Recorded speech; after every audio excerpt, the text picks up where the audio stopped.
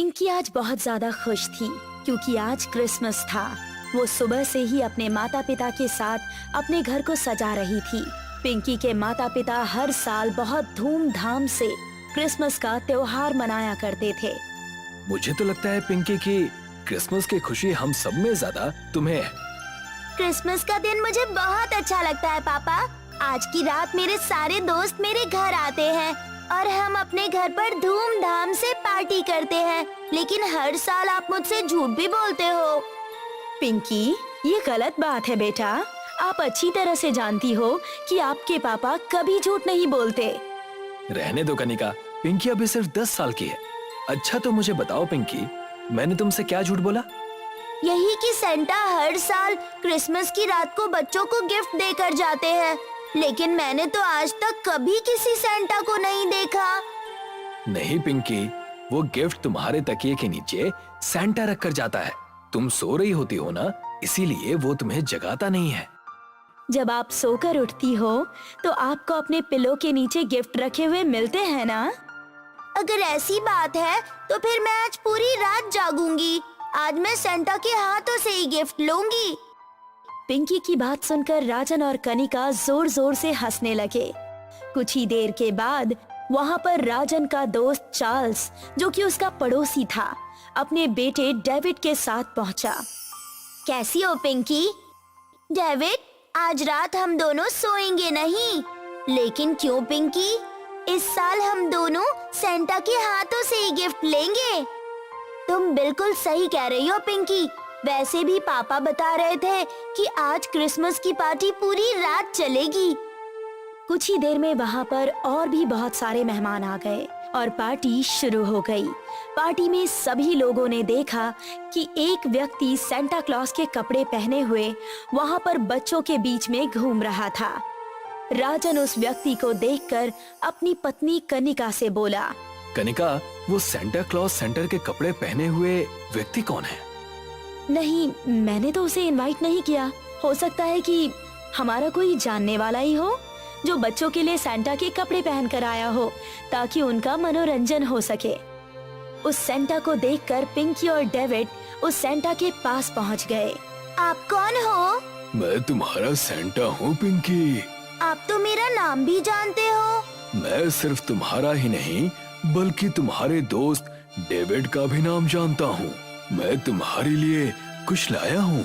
मैं जानती हूँ कि आप मुझे गिफ्ट देने वाले हो। ये लो, तुम दोनों के लिए मैं विदेशी चॉकलेट लेकर आया हूँ। इतना बोलकर सेंटा दोनों को गौर से देखने लगा।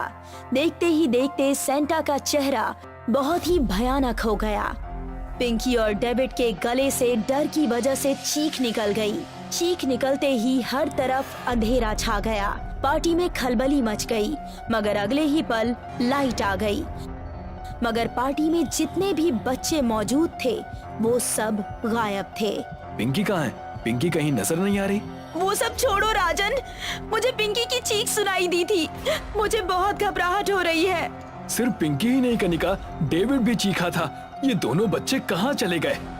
सिर्फ पिंकी और डेविड ही नहीं चार्ल्स, इस पार्टी में जितने भी बच्चे मौजूद थे वो सब गायब हैं। अगले दिन टीवी पर बच्चों के गायब होने की खबरें न्यूज पर चल रही थी। इंस्पेक्टर अभिमन्यु न्यूज को बहुत ही गौर से देख रहा था। न्यूज देखकर इंस्पेक्टर ने हवलदार से बोला, मेरी समझ में नहीं आता हवलदार कि आखिर इतने सारे बच्चे कहाँ लापता हो गए। सर, मैंने सुना है बच्चे सिर्फ राजन के घर से ही नहीं बल्कि उसके पड़ोस के घर से भी गायब हुए हैं। लेकिन ऐसा कैसे हो सकता है? अचानक से इतने बच्चे कहाँ लापता हो सकते हैं? उनके माता पिता ने बताया कि उनके बच्चों को एक सेंटा मिला था। उस सेंटा ने उन बच्चों को जैसे ही गिफ्ट दिए उसके बाद बच्चे फिर अचानक से लापता हो गए। कोई ना कोई तो गड़बड़ जरूर है, क्योंकि सबसे ज्यादा बच्चे राजन के घर से ही लापता हुए हैं। अब तो मुझे इस केस की गहरी छानबीन करनी पड़ेगी। चलो मेरे साथ। कहाँ सर? राजन के घर पर उससे पूछताछ करनी है। सर, पूछताछ जरा ध्यान से कीजिएगा, क्योंकि आपकी बातों से मुझे ऐसा लग रहा है कि आप राजन के ऊपर शक कर रहे हैं। मगर मत भूलिए कि राजन की बेटी पिंकी भी गायब हुई है और पब्लिक की सिंपैथी इस वक्त राजन के साथ है। मुझे सब पता है, तुम चिंता मत करो। मुझे विश्वास है कि इन सब बच्चों के गायब होने का कनेक्शन कहीं ना कहीं इस राजन से जरूर निकलेगा। लेकिन सर, इस समय बाहर का मौसम खराब है और बारिश भी हो रही है। ठंड के मारे बुरा हाल हुआ जा रहा है। क्यों ना हम राजन के घर कल सुबह चलें? नहीं हवलदार, मुझे अभी और इसी वक्त राजन से पूछताछ करनी है। इंस्पेक्टर अभिमन्यु जीप के अंदर बैठ गए। थाने से राजन के घर का रास्ता एक जंगल से होता हुआ जाता था। अचानक रास्ते में इंस्पेक्टर अभिमन्यु की जीप बंद हो गई। क्या हुआ सर? आपने जीप क्यों रोक दी? जीप रोकी नहीं हवलदार, अपने आप रुक गई है। ये तो सर मुंडवाते ही ओले पड़ने वाली कहावत हो गई है सर। अपनी बकवास बंद करो हवलदार। इतना कहकर अभिमन्यु जीप से उतर गया। तभी अचानक इंस्पेक्टर अभिमन्यु की नजर एक खंडहर पर पड़ी। इंस्पेक्टर अभिमन्यु ने देखा कि उसे खंडहर की छत पर सेंटा जैसा दिखने वाला एक व्यक्ति खड़ा हुआ अजीब से अंदाज में नृत्य कर रहा था। हवलदार, जरा सामने देखो, मैंने अभी वहाँ उस खंडहर की छत पर एक सेंटा देखा। कैसी बातें कर रहे हैं सर? अब आपको इस समय हर जगह सेंटा ही नजर आ रहा है। मेरी बात का विश्वास करो हवलदार। इंस्पेक्टर अभिमन्यु ने इतना कहा ही था कि तभी कुछ बच्चों की चीखें इंस्पेक्टर अभिमन्यु और हवलदार के कानों से टकराई। लगता है हमें खंडहर के अंदर जाना होगा और लगता है कि हमारी कार भी सही जगह खराब हुई है। हो ना हो बच्चे इसी खंडहर के अंदर हैं। चलो जल्दी। इतना बोलकर इंस्पेक्टर अभिमन्यु हवलदार के साथ उस खंडहर की ओर दौड़ने लगा। तभी अचानक इंस्पेक्टर अभिमन्यु के दौड़ते हुए कदम रुक गए। इंस्पेक्टर अभिमन्यु के सामने दिल दहला देने वाला दृश्य था। खंडहर के अंदर बहुत से बच्चे बेहोश पड़े हुए थे और 2 बच्चों का सिर धड़ से अलग होकर खंडहर की छत पर लटक रहा था। मुझे तो अपनी आंखों पर विश्वास ही नहीं हो रहा है सर कि मैं जो कुछ भी देख रहा हूँ वो सच है। इन सबके घर वालों को तुरंत इन्फॉर्म करो। उनसे कहो कि उनके बच्चे मिल गए हैं और पता करो कि ये जो 2 बच्चों की गर्दन लटक रही है उनके माता पिता कौन हैं। कुछ ही देर में उन सब बच्चों के माता पिता उस खंडहर के पास पहुंच गए। राजन और चार्ल्स बुरी तरह से रोने लगे। आखिर मेरी पिंकी ने किसी का क्या बिगाड़ा था? मेरी पिंकी को क्यों मार दिया? और मेरा बेटा डेविड, मेरा इकलौता बेटा था, किसी निर्दयी ने मेरे बेटे को कितनी बुरी तरह से मार दिया। इतना कहकर वो इंस्पेक्टर अभिमन्यु की ओर देखकर बोला, यहाँ पर खड़े खड़े क्या देख रहे हो? जाओ, जाकर कातिल का पता लगाओ। वो जो कोई भी हो, मैं उसे जिंदा नहीं छोड़ूंगा। मैं स्वयं पता लगाऊंगा कि मेरी पिंकी का कातिल कौन है। कौन है वो सेंटा जिसने मेरी बेटी को इतनी बेरहमी से मार दिया? देखिए, मुझे ये बात कहते हुए सही तो नहीं लग रही, लेकिन आपके बच्चों की मौत कोई साधारण मौत नहीं है। मैं कुछ समझा नहीं। जब मेरी कार यहाँ पर खराब हुई तब मैंने इस खंडहर की छत पर एक सेंटा को अजीब से अंदाज में नृत्य करते हुए देखा था। मैंने खंडहर का एक एक कोना छान मारा, मगर मुझे सेंटा का कोई नामो निशान नहीं मिला। कुछ तो गड़बड़ जरूर है। पिंकी और डेविड का अंतिम संस्कार कर दिया गया। अगली रात इंस्पेक्टर अभिमन्यु थाने में बहुत ही गहरी सोच में डूबे हुए थे। क्या बात है सर, काफी देर से देख रहा हूँ आप किसी गहरी सोच में गुम हैं। एक बात मुझे समझ में नहीं आ रही हवलदार, वो जो कोई भी था, पर मैं दावे से कह सकता हूँ कि वो इंसान नहीं था। आप किसकी बात कर रहे हैं सर? उस सेंटा की, जिसे मैंने खंडहर की छत पर कड़कड़ाती हुई सर्दी में अजीब से अंदाज में नृत्य करते हुए देखा था, और फिर वो अचानक गायब कैसे हो गया? माफ कीजिएगा सर, लेकिन ये बात आप किसी दूसरे के सामने मत करिएगा, वरना लोग आपको पागल समझेंगे। मैं तुम्हारी बात को समझता हूँ और जानता भी हूँ, लेकिन एक दूसरी बात और है जो मुझे अंदर ही अंदर खाए जा रही है कि राजन और चार्ल्स के बच्चों के ही कटे हुए सर उस खंडहर में क्यों मिले? क्योंकि बाकी सब बच्चे तो वहाँ पर बेहोश पड़े हुए मिले थे, उन सबको कोई खरोच तक नहीं आई थी। ये तो देखकर मैं भी चौंक गया था। इसका मतलब ये है कि वो जो कोई भी हो, चार्ल्स और राजन से उसकी दुश्मनी है। अब ये तो हमें चार्ल्स और राजन ही बता सकते हैं। चलो मेरे साथ। चार्ल्स राजन के घर पर राजन और कनिका के साथ उदास बैठा हुआ था। उन तीनों की आंखों में आंसू थे कि तभी अचानक कोई जोर जोर से दरवाजा खटखटाने लगा। जाओ, जाकर देखो, इतनी रात को कौन हो सकता है? कनिका ने जैसे ही दरवाजा खोला तो उसके गले से एक जोरदार चीख निकल गई। चीख सुनकर राजन और चार्ल्स दरवाजे पर दौड़ते हुए आए। उनके सामने वही सेंटा खड़ा हुआ अजीब अजीब सी हरकतें कर रहा था। तुम तो वही सेंटा हो जो क्रिसमस की रात वाली उस पार्टी में मौजूद था। मैंने देखा था मेरी बेटी पिंकी तुमसे बात कर रही थी। हाँ, और मैंने भी देखा था कि मेरा बेटा डेविड भी तुमसे बात कर रहा था। कौन हो तुम? तभी अचानक सेंटा की आंखें किसी बिल्ली की तरह चमकने लगी। राजन, चार्ल्स और कनिका हवा में उड़ते हुए दीवार से टकरा गए।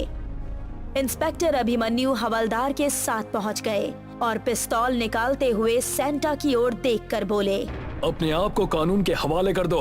तुम जो कोई भी हो बच नहीं सकते। सर, आप कमरे का दृश्य नहीं देख रहे। आपका अंदाजा सही था, ये कोई इंसान नहीं है। अपनी बकवास बंद करो। इंस्पेक्टर ने इतना कहा ही था कि तभी इंस्पेक्टर और हवलदार भी हवा में उड़ते हुए दीवार से टकराते हुए गिर गए। तभी उस सेंटा का चेहरा देखते ही देखते एक बूढ़े व्यक्ति में परिवर्तित हो गया। उस बूढ़े व्यक्ति को देखकर चार्ल्स और राजन की आंखें हैरत से फटी की फटी रह गईं। तुम, ये कैसे हो सकता है? तुम्हें तो मरे काफी समय हो चुका है। राजन सही कह रहा है। तुम वो नहीं हो सकते। तुम तो खंडहर से गिरकर मर चुके थे ना। तभी उस बूढ़े व्यक्ति का चेहरा देखते ही देखते बहुत भयानक हो गया और उसकी आंखों से खून बहने लगा और वो किसी शैतानी बूढ़े की तरह दिखने लगा। तुम दोनों ने बिल्कुल सही कहा, लेकिन तुमने पूरा सच नहीं कहा। इंस्पेक्टर अभिमन्यु और हवलदार बेहोश हो गए, मगर बेहोशी की हालत में भी उन दोनों को एक ही दृश्य दिखाई दे रहा था और वो दृश्य था आज से 20 वर्ष पहले का, जब राजन और चार्ल्स 20 वर्षीय युवक थे। आज तो क्रिसमस की पार्टी में मजा आने वाला है चार्ल्स। सही कहा। तुझे तो वैसे भी मजा आएगा क्योंकि आज रात पार्टी में तेरी दोस्त कनिका जो आने वाली है। अरे यार, वो देख, हमारे इस हाई सोसाइटी की पार्टी में इस बुढ़े को मैं काफी देर से देख रहा हूँ। और देख, इसके बगल में जो एक बच्ची खड़ी है, कितने गंदे कपड़े पहने हुए हैं उसने। ये तो हमारी सोसाइटी का माहौल खराब कर देगी। चल, इस बुढ़े और बच्ची से पूछते हैं कि वो दोनों यहाँ कैसे घुस आए। इतना कहकर चार्ल्स और राजन उस बूढ़े के पास चले गए। क्या नाम है तुम्हारा? मेरा नाम मोहनलाल है बाबूजी। वो तो ठीक है, लेकिन तुम यहाँ पर क्या कर रहे हो? क्या तुम्हें पता नहीं है ये तुम्हारी जगह नहीं है? थोड़ी ही देर में इस बड़े से हॉल में पार्टी शुरू होने वाली है। ये मेरी पोती है चमकी। हम दोनों यहाँ से गुजर रहे थे, तभी ये बच्चों को देखकर जिद करने लगी। कहने लगी कि मैं भी सेंटा जैसे कपड़े पहनूंगी और मैं भी सेंटा को देखूंगी। मैंने सुना है कि इस पार्टी में बहुत से लोग सेंटा बनकर नृत्य करते हैं, पर कुछ देर बाद हम लोग चले जाएंगे। मेरी पोती सेंटा को देखकर खुश हो जाएगी। तो तुम्हारी पोती को सेंटा देखने का शौक है? हाँ, मैं एक ऐसी जगह भी जानता हूँ जहाँ पर इससे भी बड़ी पार्टी होती है और वहाँ पर तरह तरह के व्यंजन भी मिलते हैं, वो भी फ्री में। तो फिर आप मुझे वहाँ पर ले जाएंगे? हाँ, क्यों नहीं। राजन उस बूढ़े व्यक्ति और उस बच्ची को अपनी कार में बिठाकर उसी खंडहर में ले गया। साहब, ये तो खंडहर है। बेवकूफ, यही तो तेरी असली जगह है। साहब, मैं एक गरीब बूढ़ा व्यक्ति हूँ। मेरी पोती के माता पिता कुछ सालों पहले ही एक एक्सीडेंट में मर गए। हमें यहाँ से जाने दीजिए। अच्छा ठीक है, तो जा, डायरेक्ट नीचे जा। राजन ने उस बूढ़े व्यक्ति को धक्का दे दिया और उसने एक चीख के साथ जमीन पर गिरकर वहीं दम तोड़ दिया। अबे, ये क्या किया तूने? मैंने तो इसे ऐसे ही धक्का दिया था। मुझे क्या पता था कि वो नीचे गिर जाएगा। तभी चमकी चीखती हुई अपने दादा के पास नीचे की ओर भागी। अचानक अंधेरे में उसका पैर किसी पत्थर से टकराया और वो तेज धारदार पत्थर पर गिर गई। चल, यहाँ से भागते हैं। अच्छा हुआ कि ये बच्ची भी मर गई, वरना हम दोनों का राज खोल देती। तभी इंस्पेक्टर और हवलदार की आंख खुल गई। उन दोनों ने देखा फर्श पर राजन, चार्ल्स और कनिका की कटी हुई गर्दन पड़ी हुई थी और वहाँ कोई सेंटा नहीं था। उस बूढ़े व्यक्ति की आत्मा ने अपना बदला ले लिया था। ये कहानी अंबोली गांव की है, जहां इन दिनों 10 सरों वाले सेंटा क्लॉज का आतंक फैला हुआ है। ये 10 सर वाला सेंटा क्लॉज हर रात कब्रिस्तान से निकलकर अपनी काले भेड़ियों वाली गाड़ी में डरावने अंदाज में जिंगल बेल गाता हुआ गांव के अलग अलग मोहल्लों में जाता है और हर दिन अलग अलग मानव अंगों की मांग करता है। इस तरह लोगों को मारकर अपने 10 मुंह से मानव अंगों को बड़े ही स्वाद से खाता है। इस 10 सर वाले सेंटा क्लॉज से पूरा गांव भयभीत हो जाता है। उनके भय को मिटाने और समझाने चर्च के फादर इस गांव में आते हैं। मैं आप लोगों को समझाने आया हूँ, डराने नहीं।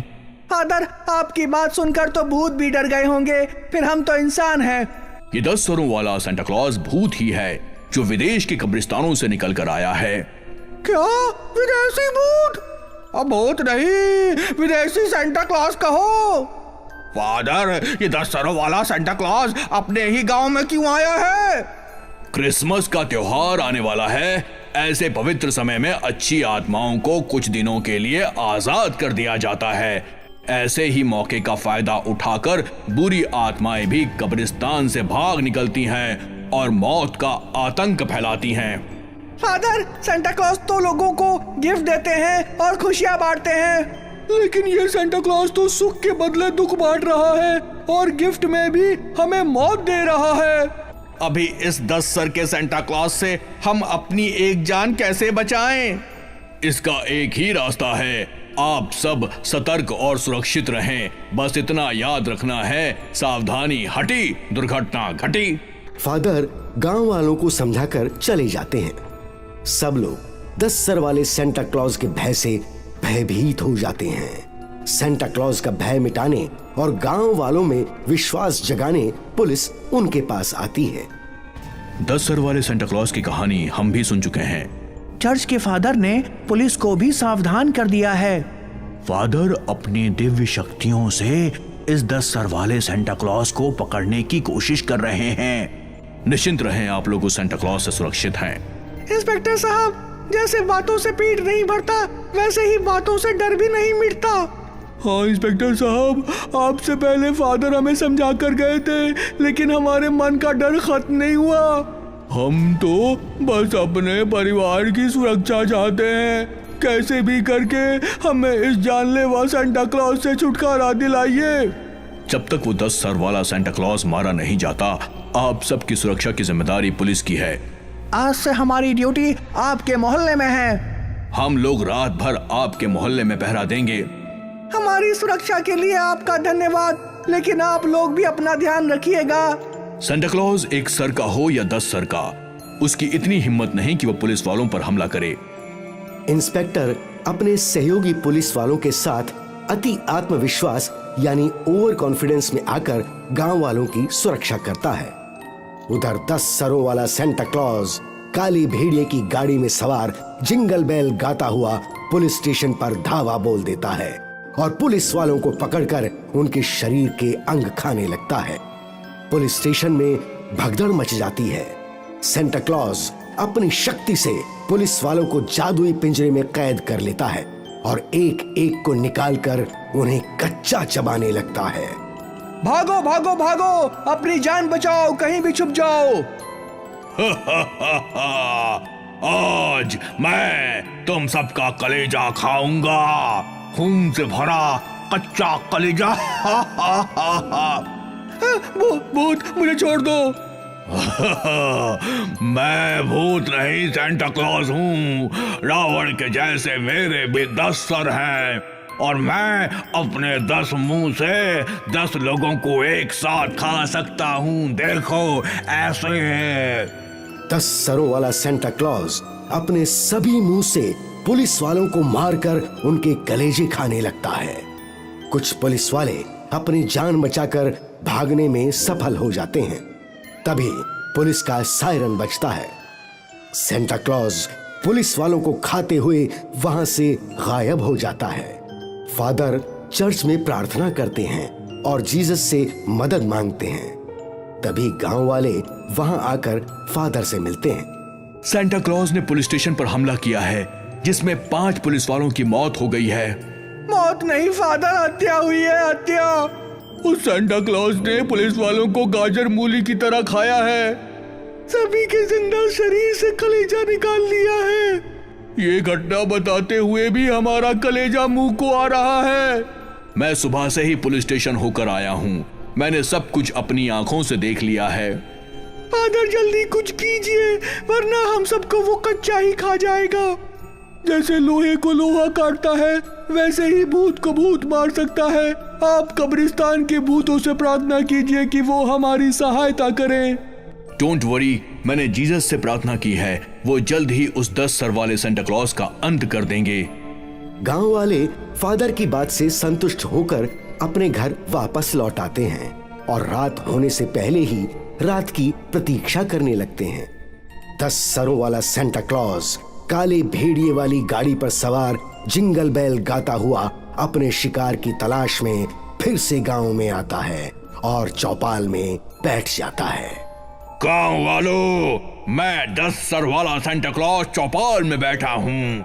आज मुझे सिर्फ 5 आदमी चाहिए।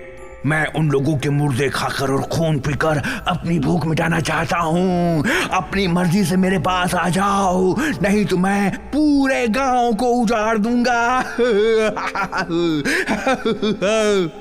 10 सरों वाला सेंटा क्लॉज बहुत देर तक अपने शिकार की तलाश करता है। जब उसे खाने के लिए कोई आदमी नहीं मिलता, तब वो बस्ती पर हमला कर देता है और गांव वालों को घरों से निकाल निकाल कर खाने लगता है। बस्ती के लोग घरों से निकलकर सड़कों पर भागते हैं और 10 सरों वाला सेंटा क्लॉज लोगों को पकड़ लेता है, उन्हें खाते हुए चला जाता है और अपने पीछे बस्ती में एक मातम का माहौल छोड़ जाता है। फादर और इंस्पेक्टर गांव वालों के साथ मिलकर सेंटा क्लॉज को पकड़ने की योजना बनाते हैं।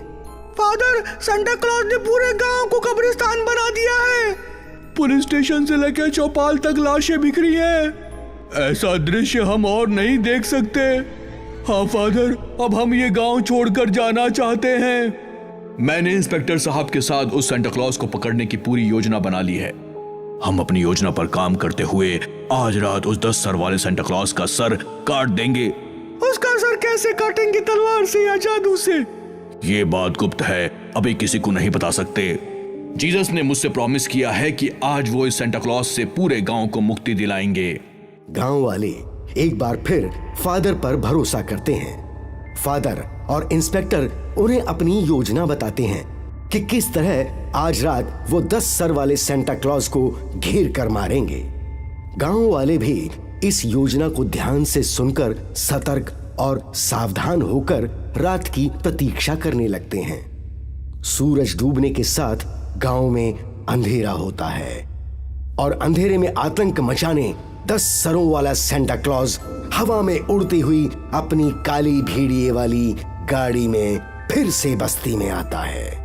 Jingle bell jingle all the bell. गांव वालों, 10 सरों वाला सेंटा क्लॉज फिर आ गया है तुम्हारा कलेजा खाने। आज मैं 5 नहीं 10 लोगों के कलेजे खाऊंगा और जूस की तरह खून भी पीऊंगा। बहुत मीठा है तुम लोगों का खून। Jingle bell jingle all the bell. बस्ती के 10 लोग अपनी मर्जी से मेरे पास आ जाएं, नहीं तो फिर मौत का तांडव शुरू करूंगा। फादर, इंस्पेक्टर और बस्ती वाले छुपकर सेंटा क्लॉज को देखते हैं। फादर का इशारा पाकर सब लोग अपने अपने हाथों में लिया क्रॉस बाहर निकालते हैं। ये अभिमंत्रित क्रॉस फादर ने बस्ती वालों को दिया है। इससे एक दिव्य किरण निकलती है। सब लोग क्रॉस को सेंटा क्लॉज की तरफ करते हैं और उसकी दिव्य किरण से सेंटा क्लॉज घबरा जाता है। सब लोग क्रॉस लिए सेंटा क्लॉज की तरफ बढ़ते हैं। ये सब क्या है? मैंने 10 लोगों के कलेजे मांगे हैं, यहाँ तो पूरा गांव आ गया। ये लाइट बंद क्यों है? ये लाइट बंद करो। तूने मेरे पवित्र सेंटा क्लॉज को बदनाम किया है। बहरूपिये, बता तू कौन है? आज फादर तेरा हिसाब करेंगे, कब्रिस्तान के शैतान। फादर, आप इसे मंत्र पढ़कर भस्म कर दो। हाँ फादर, गांव वालों को इससे मुक्ति दिला दो। तुम लोग चले जाओ यहाँ से। मुझे सिर्फ 10 आदमी चाहिए और मुझे सिर्फ तू चाहिए शैतान। अपनी पहचान बता। आओ, इसके नजदीक आओ। सब लोग हाथ में क्रॉस लिए सेंटा क्लॉज के पास आते हैं। क्रॉस की रोशनी से सेंटा क्लॉज जलने लगता है। बता तू कौन है, नहीं तो जलाकर भस्म कर दूंगा। मैं बार्सिलोना के कब्रिस्तान से आया हूँ। मैं इंसान नहीं शैतान हूँ। ऐसे ही रूप बदल कर अपनी शैतानी शक्तियों से आतंक मचाता हूँ, लेकिन अब तुम कुछ नहीं कर पाओगे। मुझे कौन रोकेगा? तुम्हें जीसस की शक्तियां रोकेंगी। ये क्रॉस तुम लोगों को जलाकर भस्म कर देगा। फादर देर मत कीजिए, इसे जल्दी मारिए। फादर मंत्र पढ़कर अपने क्रॉस पर फूंकते हैं। उनके क्रॉस की रोशनी तेज होती है। फादर वो क्रॉस लेकर सेंटा क्लॉज के नजदीक जाने लगते हैं। सेंटा क्लॉज के बदन में आग लग जाती है और वो जलने लगता है। गांव के लोग जलते हुए सेंटा क्लॉज को देखते हैं। शैतान, आज तेरी कहानी यही खत्म होगी। नहीं, मुझे मत मारो, मुझे मत मारो, मैं यहां से चला जाऊंगा। मुझे मत मारो मुझे। फादर फिर मंत्र पढ़कर अपने क्रॉस पर फूंकते हैं। उससे आग निकलने लगती है और उस आग से सेंटा क्लॉज जलकर राख हो जाता है और उसकी राख से एक नया एक सर वाला सेंटा क्लॉज अपनी सफेद रेनडियर वाली गाड़ी के साथ निकलता है और उस पर बर्फ की बारिश होती है। तुम कौन हो? मैं सेंटा क्लॉज का दूत हूँ। इस शैतान ने मुझे अपने वश में कर लिया था, जादुई शक्ति से अपने शरीर में छुपा लिया था। फादर, आपने मुझे शैतान से आजाद कर दिया, इसके लिए मैं आपको दिल से शुक्रिया कहता हूँ। सेंटा क्लॉज के दूत, अब तुम यहाँ से कहाँ जाओगे? फादर, मैं बार्सिलोना चर्च का एक सेवक हूँ, मुझे वहीं जाना होगा। गांव वालों, ये 10 सर वाला सेंटा क्लॉज एक शैतान था। इसने आप लोगों को जो नुकसान किया है उसके लिए मैं क्षमा मांगता हूँ। जाने से पहले हम आप लोगों को गिफ्ट देना चाहते हैं। सेंटा क्लॉज अपनी दिव्य शक्ति से एक गिफ्ट बैग प्रकट करते हैं और गिफ्ट निकालकर गांव वालों की तरफ फेंकते हैं। गांव वाले खुश होकर गिफ्ट लेते हैं। सेंटा क्लॉज अपनी पोयम गाते हुए आसमान की तरफ जाते हैं। अंबोली गांव के लोग खुश होकर सेंटा क्लॉज को विदा करते हैं।